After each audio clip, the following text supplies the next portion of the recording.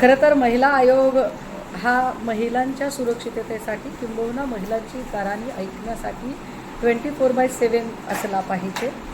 कित्येकदा असं होतं की महिला आयोगापर्यंत काही महिलांना पोचणं शक्य होत नाही.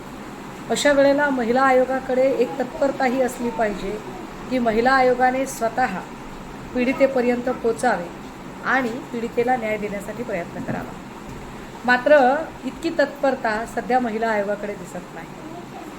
सत्ताधाऱ्यांपैकी ज्या राष्ट्रवादी काँग्रेसच्या वाट्याला महिला आयोगाचे अध्यक्षपद आलेले आहे, या महिला आयोगाकडे आत्तापर्यंत आलेल्या 100 पैकी 90 केसेस या कम्प्लिटली फेल ठरलेल्या आहेत. ज्या 5-10% निकाल ते सांगतात ते 5-10% सुद्धा सत्ताधारी लोकांना न्याय द्यायचा म्हणून दिलेले न्याय असावे.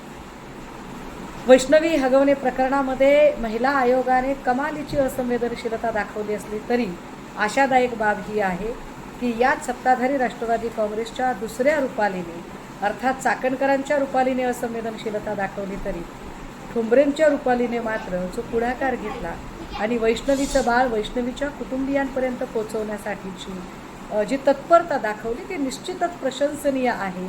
पण हा सगळा पट बघितल्यावर प्रश्न असा निर्माण होतो की इतकी अकार्यक्षम आणि इतकी अपयशी असणारी महिला आयोगाच्या अध्यक्षपदी कोणत्या निकषाच्या आधारे बसवलेली असेल.